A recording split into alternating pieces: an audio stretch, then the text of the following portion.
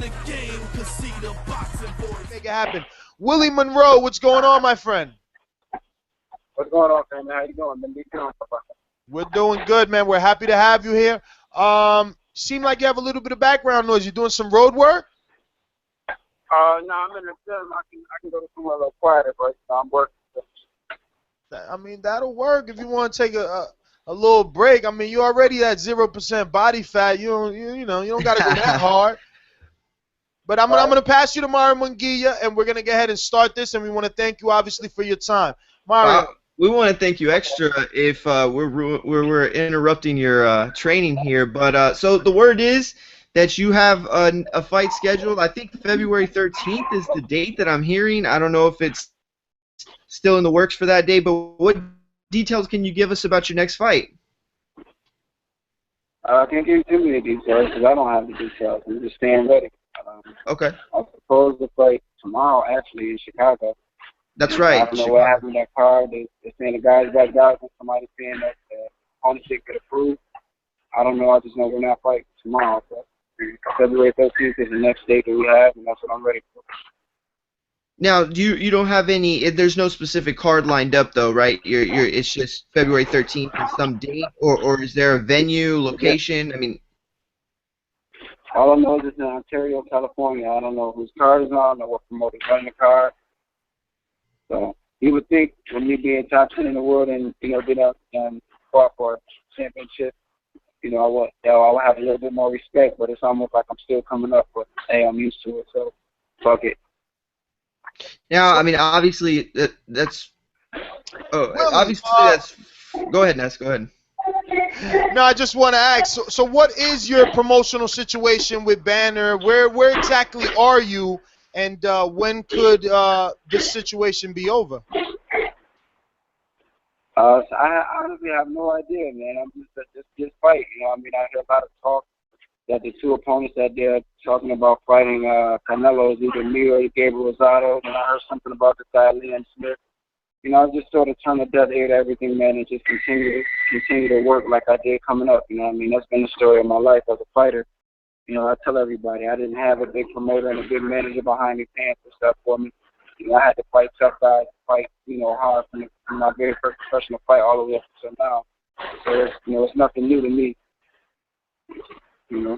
Now, it seems like you do have some frustration in your voice, and rightfully so. Is that mostly from the layoff? I mean, obviously, it's been a while since you fought. Is that where that stems from? The layoff, I have a slimy, ex-manager now who's trying to sue me because I caught him trying to steal money. Actually, I caught him stealing money on sponsorships and stuff. And, trying to, forging my signature, trying to get his cut out of my purse before I even got it. Just dealing with that stuff, man, and now he's trying to sue me. It's sad how this business is ran, If a fighter is smart enough to catch it, it's great. But I look at it like, anybody in here will go how you play it. So, I'm sorry, Willie, we missed that last part. You went out just a bit. Can you repeat that for us? I said it's not about the hand I was dealt. It's about how I play the game. So hey, of course. Blinded people. You got a manager that's supposed to be looking out for you, and he's still trying to steal money from you. And then when you catch him and fire him because you caught him, then he wants to sue you. It's almost like, okay, I can't steal from you. You're smart enough to catch me stealing, so now I'm gonna sue from you because you caught me. I'm gonna sue you because you caught me like that. I don't know how that makes logical sense, but screw it. It is what it is. Oh yeah, that's obviously frustrating for you. And let's focus on how you do play the game. As you mentioned, what can you take away, or what have you taken away from the Golovkin loss? What are the positives that you've gotten out as far as in-ring abilities go? I just learned that I have to go back to being myself. I look at guys like Adrian Broner, or if you look at football, you look at Cam Newton. And these guys have fun doing what they're doing. And, my first 9-10 professional fights, I had fun doing what I was doing. Like I look at Adrian Broner, he comes to the ring with rap groups and stuff. Like I was part of a singing group. Every time I fought Rochester, I walked to the ring with my group. You know, I danced to the ring. I had fun. It was a performance. You know what I mean? I let people get into my head and say, that's tasteless. That's not going to work. If you want to consider yourself a real pro, you have to fight like this and like that. And the less fun I started, when I started to take the fun out of it, you start to see a slow decline in the way I fought. And I'm just going to get back to being a happy Willie Monroe who puts on a performance rather than going in and just try to be this brute fighter. You know what I mean? I don't fight with my physical abilities. I fight with my mental. And in the Triple G fight, I went in there with a chip on my shoulder because of how everybody was treating me going into the fight and felt like I had something to prove, and it played against me. You know, so from here on out, I'm just going to go back to being the smooth, slick Willie Monroe that everybody's, you know, more or less used to seeing, you know? Absolutely. Now, you just mentioned Canelo.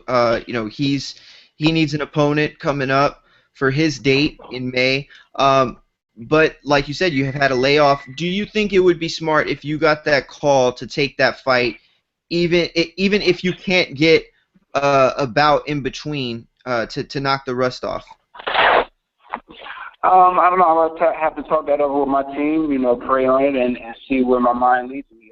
It's just, you know, in this game, like I said, you know, a lot of people don't understand how this game is ran. And, you know, tell you a little bit about myself, like I said before, you know, I wasn't one of those fighters who came up. You know, I came off of the 2008 Olympic trials and everything. I had some clout built up behind me. I had a big amateur career.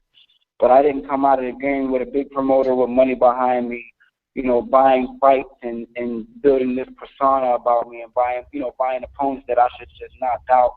You know what I mean? I was fighting guys super middleweights and middleweights when I was at 154. And I was just beating them because I was that good. You know what I mean? I had nobody behind me, put money behind me. My whole career, I've worked 2 jobs while training for a fight. You know, the majority of my fights, I've had to sell tickets to make my purse.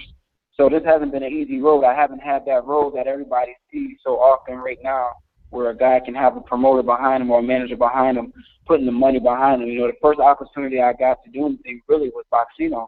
And, you know, that was hard. I went in there against, you know, 7 other tough guys. It wasn't like I was lined up with any softies to help build me, you know what I mean? And I walked through that. So I think that's a testament to who I am, you know? So, I mean, coming up on a fight like this today, it may be able to play into my favor that I've been groomed, you know, in a very rare way. Or it may play against me. I mean, it's just something I have to talk over with my team. It's a business first.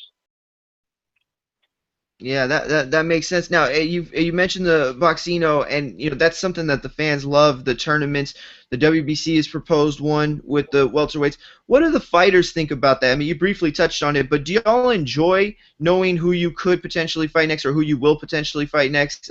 Would you do another tournament?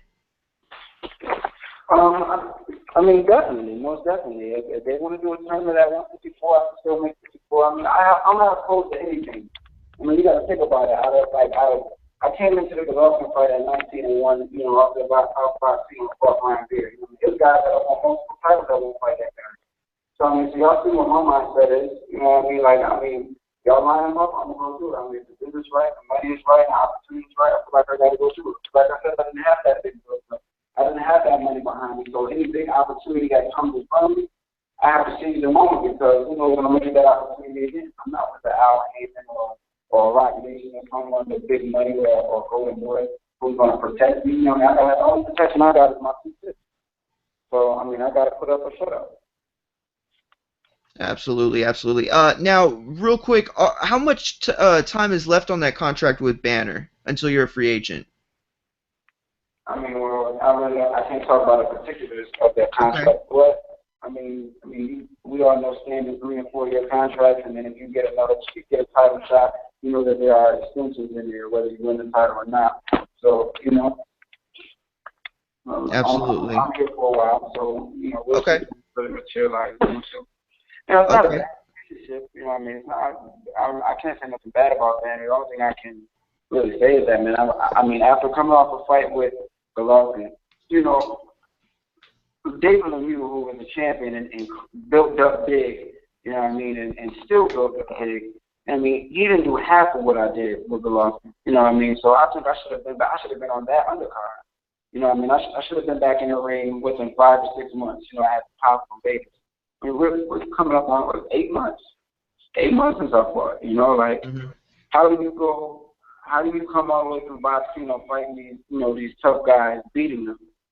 Beat a Brian Vera, who's considered a gatekeeper, beat him handily, go into a fight with not some ordinary middleweight champion, but the guy who's considered the best middleweight, one of the best fighters pound for pound in the world, and then unheard of for 8 months. Like, does that make any logical sense to you guys? No, not at all. And so you can see where I'm at trying to figure this shit out. But, hey, I'm in the gym. I strongly believe that God doesn't make mistakes.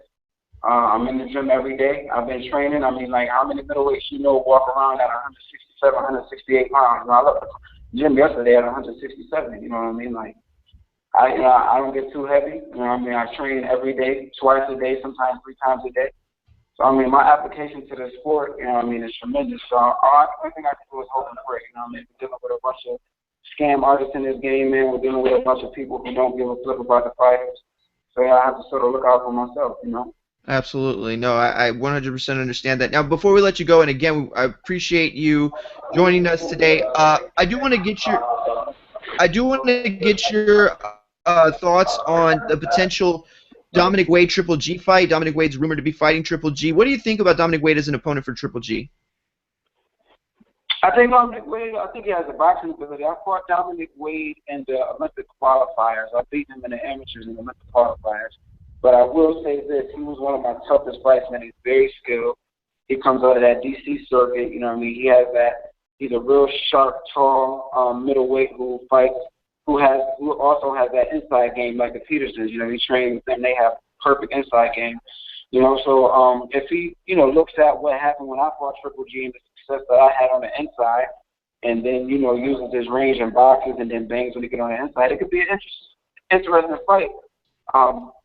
Only thing is he's been out of the ring a while too, so, but at this point in time, he has to seize the moment. So, I'm looking forward to a good fight if that fight happens. Well, again, we appreciate your time. We appreciate how candid you've been with us and how open and honest you were. At this time, if you want to give out your social media so all the listeners can follow you and see what you got coming up, you can do so at this time. Everything's at WillieMonroeJr.com. Not .com. My bad, I'm thinking of my email. But everything's at Willie Monroe Jr. So Instagram, Facebook, Great. Twitter, all that, at Willie Monroe Jr. Awesome, awesome. And we look forward to seeing you back on TV. Looking forward to see you back on top. Willie, thank you so much for joining us. Gina, thank you. Willie, thanks a lot. Gina, thank you as always. And we're going to go ahead and move on here.